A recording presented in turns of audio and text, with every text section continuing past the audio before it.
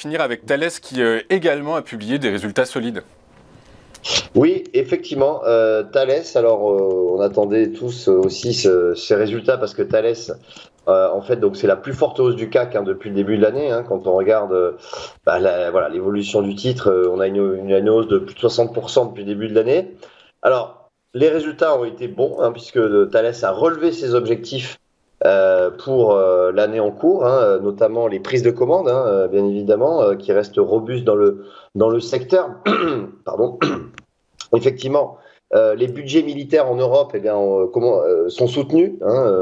C'est vrai que la guerre en Ukraine a obligé de repenser rapidement aux stratégies de défense des pays européens. Donc ça profite à Thales. On a donc un carnet de commandes qui a bondi de 46% sur le trimestre à 11,2 milliards.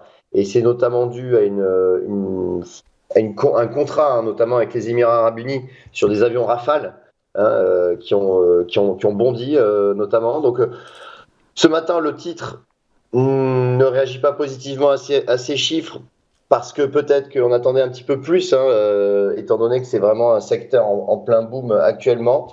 Mais Thales reste quand même toujours très positif depuis le début de l'année. Très positif, donc dans cet environnement positif dont vous parlez, la résistance calculée est à combien? Alors la résistance, c'est le plus haut annuel qui se situe à 130 euros. 130 euros. Et à contrario, si le titre était amené à baisser, il irait chercher quel niveau de support?